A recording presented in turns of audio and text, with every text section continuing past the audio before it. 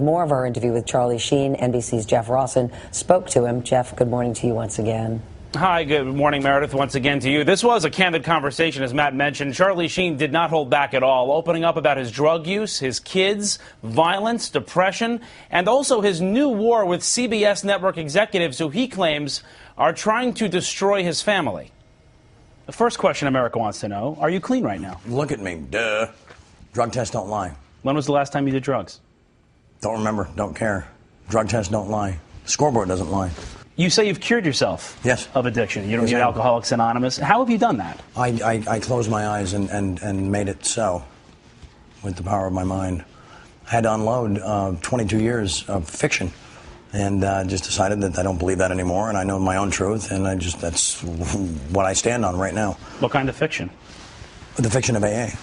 It's a silly book written by a broken-down fool who was a plagiarist.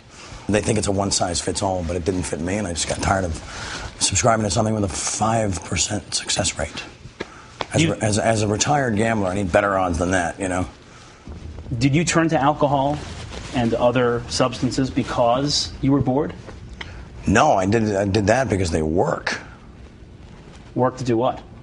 Just change the way you see things, change the way you feel.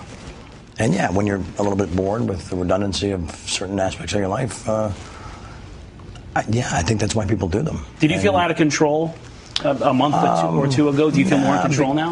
Well, of course, yeah, but I don't know if I'd call it out of control. Just the choices I was making were not leading to the results that I wanted.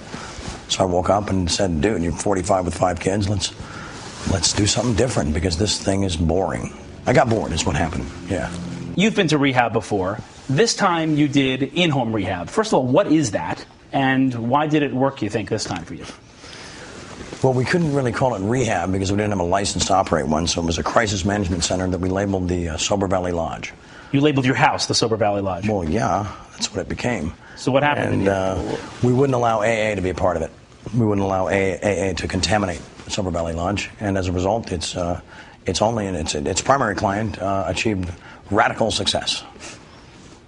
But even if Charlie Sheen is clean, damage has been done. Damage at the Plaza Hotel in New York City when in October he allegedly went on a drunken rampage against a porn star inside his room. His kids were right down the hall. And the conviction for assault in Colorado in 2009. Police say he held a knife to the throat of his now estranged wife, Brooke Mueller. The judge ordered Sheen to rehab. People have said you're a violent person toward women. What do you say to that? They don't know me. And the same people talking about those incidents weren't there, so how much can they really discuss a situation they were not involved with? You know, at that point, it's all just judgment and opinion and just the gibberish of fools. You told me you want to rededicate yourself now to your kids, to being a dad. Sure. Are you embarrassed that your children will read about this one day? God, no. It's talking about an education. And then like this, and then that's the guy, and he's our dad, and we can get all the answers and the truth. Wow, winning. It's how you perceive it. Alan, listen to me. Until last month, Sheen was winning as the highest paid actor in TV. Are you insane? Making nearly $2 million an episode on the hit sitcom 2.5 Men. CBS halted production, demanding Charlie clean up his act. That's when Sheen went on a rampage on the radio. You sound like Thomas Jefferson. Well, I'm not Thomas Jefferson. He was a no, but I dare anyone to debate me on things. Debate me on AA right now. I have a disease, and I cured it with my brain, with my mind. I'm cured. I'm done. You've called into a lot of radio shows in the past couple of weeks, and we've all heard the tapes by now. Yes, pretty passionate stuff. Some would say angry. Some would say spiraling. Passionate. I think my passion is misinterpreted as anger sometimes, and I don't think people are ready for the message that I'm delivering, and delivering with a sense of violent love. But it soon turned to hatred aimed directly at the show's co-creator, Chuck Lorre. It's nothing this side of deplorable that a certain Chaim Levine, yeah, that's Chuck's real name, mistook this rock star for his own selfish exit strategy, bro. Last I checked, Chaim, I've spent, I think, close to the last decade, I don't know, effortlessly and magically converting your tin cans into pure gold. Well, you've been warned, dude. Bring it. No, you've been called an anti-Semite. I know, it's ridiculous. Yeah, this is Mark Berg, my manager, Jeff Rawson, my interviewer. I mean, No, I've never had that in my past. You can look as deep and as far as you want, and it's just not there because I'm not that guy. No, that's silliness. CBS didn't see the humor and canceled the entire rest of the season. You've told me you're at war with them now. Well, we're definitely at war, yeah. What's the war? Well, the war is that they're trying to destroy my family. And so I take great umbrage with that. And defeat is not an option. They picked a fight with a warlock. How are they trying to destroy your family? They're trying to take all my money and leave me with no means to support my family. It's not rocket science, you know. How do you plan on winning that war? With zeal and focus and violent hatred. You either love or you hate. You live in the middle. You get nothing. Didn't CBS have a right to shut your show down? They're reading about you partying at all hours of the night, taking drugs, abusing alcohol. It's their show. Epic behavior. No, because after reading about that, then they observed a guy hitting every mark, nailing every line, every joke. What's your strategy? With a full house, screaming. Ever miss a day of work? Not a day that cost anybody any money. I missed practice. We're talking about practice. To quote the great Allen Iverson, practice. Come on, guys, we're talking about practice. Charlie Sheen and Chuck Lorre haven't spoken since the shutdown, but in our interview, Sheen wanted to address Chuck directly. If Chuck Lorre is watching right now, I imagine he probably is. He should be. What do you want to say to him? It's funny you'd ask. I actually have my questions right here. Because Chuck is the only man in the known universe who can answer these. And people are begging for an answer to these questions. Chuck, number one, why is it when I was ready to return to work, you told me there are no scripts ready to shoot? This obviously begs the second part of the question. What would we have shot had you not ordered the suits into my home to shut down my party?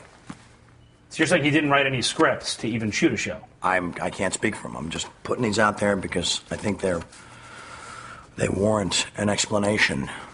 Clearly, he didn't bring gum for everyone. Okay, number two, and why is it you issued a decree informing me that the remaining 8 shows of season 8 had been reduced down to 4? I don't recall getting a vote on this, by the way. Stating as well that season 8, our highest rated season to date, most shows are in decline by then and headed toward Will and Graceville, was suddenly to halt production 2 weeks earlier than scheduled. You're the only man that can answer this. Just got to remind these people. Number 3. When you were told that the crew would suffer gravely as a result of your dictatorial laziness, would you please explain what you meant by your statement, quote, they are not my problem, end quote. I'm sure there's like 120 some odd people that would love to hear the answer to that. Then Sheen pulled out the Alcoholics Anonymous handbook and took another swipe at Lorre and AA. Right out of here, Chuck. So if this is, in fact, your handbook for living, I direct your attention to page 417. You know what's coming. And acceptance is the answer to all my problems today. When I am disturbed, it is because I find some person, place, thing, or situation, some fact of my life unacceptable to me. And I can find no serenity until I accept that person, place, thing, or situation as being exactly the way it is supposed to be at this moment. Accept me, Chuck. Charlie Sheen seems confident he'll stay sober without the written guidelines of AA. But it's never come easy. Not for him. A lot of your fans have been worried about you. Worried about your They health. can worry all they want, but are you going to OD? Are you going to die? That's for amateurs. Come on, no, I'm fine. I've always had a plan, and I've always executed it perfectly. Sometimes I overshoot the mark, whatever. How do you avoid slipping back into that again? I don't know. I just won't do it. I mean, I will not believe that if I do something, then I have to follow a certain path because it was written. And it was written for normal people.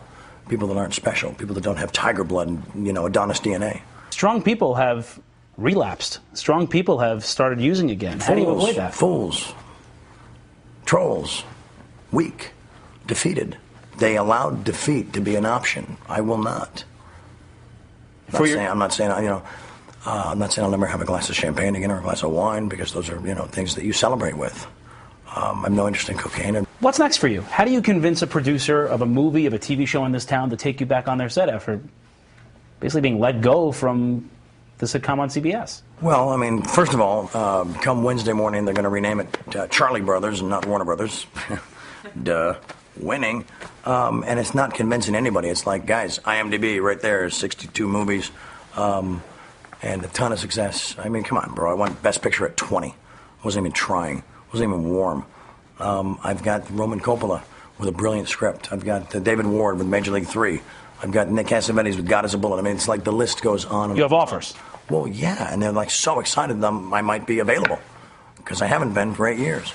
Do you want to keep doing TV, or do you want to switch over to movies almost exclusively? I will do both. I'll do both. Like I said, I'm a man of my word. So I will finish the TV show. I'll even do season 10, but it's at this point because of psychological distress. Oh my God, it's $3 million an episode.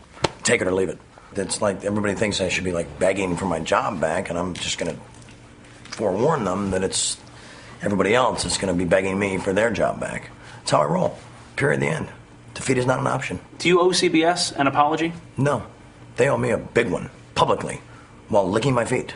And if people think I'm insane or they don't think that what I'm saying is true, then I have no interest in their retarded opinions. I really don't. You know, I'm going to live my life the way I want. I'm going to win inside of every moment, and they can just find the most comfortable chair in their small house and sit back and enjoy the show. We reached out to CBS and Chuck Lorre for comment, did not hear back from either of them. But last week, CBS and Warner Brothers said they were halting production based on Sheen's, in their words, statements, conduct, and condition. Now, tomorrow morning, right here on Today, more with our conversation with Charlie Sheen. You're going to hear about his new live-in girlfriends and why he calls them the goddesses. Plus, what was Martin Sheen's advice about all of this? Charlie's surprising reaction when his own dad weighed in. That's tomorrow morning right here on Today, Meredith. You can see that he is candid, he speaks his mind, and that's the end of it. Yeah, and very unapologetic for sure. Yeah. Jeff Rawson, thank you very much.